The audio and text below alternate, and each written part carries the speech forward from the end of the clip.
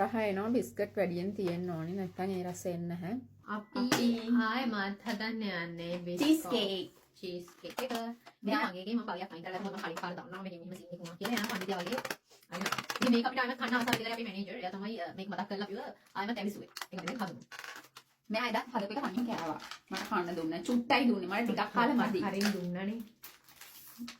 ටිකක් කාලෙ මදි කියන්නේ මේ පැත්තේ කැමරාව මේ පැත්තේ කැමරාව මේ පැත්තේ කැමරාව කැමරාව කැමරාව මේක අල්ලගෙන මම මේක කරනවා. දැන් අපි කඩන්න යන්නේ.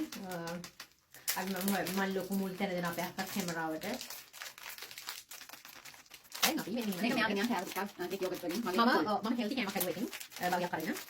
හරි. මේකෙන් ඩිස්කෝප් එක. හරි. මෙන්න මෙහෙම මට ලෝකයක් වගේ.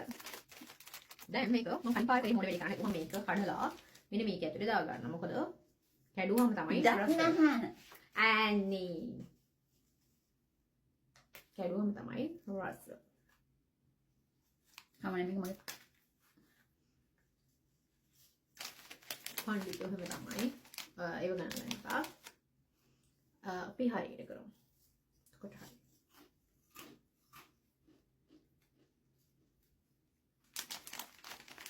දෙක දෙන්නේ පින් වෙන එකයි මම කියන්නේ ටිකක් අයින් කරගන්න කියලා. මේ වගේ.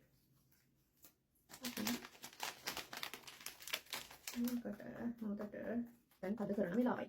දැක්කද තද කරද්දී ග්‍රීක් යෝගට් එක උඩට නම් දාගන්න. කඩලා දාන්න. සාමාන්‍ය කරන්නේ කොහොමද? සමහර දාදී බාර මගේ කලින් එකට එක මේ මොකද තිබ්බේ රහණේ කියලා. ඕගොල්ලෝ මෙන්න මේකෙම හදලා බලන්න නැත්නම් මට හරියට. අයියෝ අක්කේ ඔක කණ්ඩකෝ. මම යනවානේ බයි. අපි එහෙනම් හෙට බලමු මේක කොහොමද බිස්කට් එක රහයි. එහෙනම් තමයි තියෙන්නේ මගේ එක. මගේ එක. අම්මා මේක කන්න හරි ආසයෙන් බලාගෙන හිටියේ. නංගි නෑ මං විතරයි. නංගි නෑ කියන්නේ නංගි එනකම් මට බලාගෙන ඉන්න බෑ. මේක කන්න. අපි බලමු මේකේ රස කොහොමද කියලා. මම මේක හරියටම දවසක් තියාගත්තා. ඊයේ රෑ තමයි පොරගේ.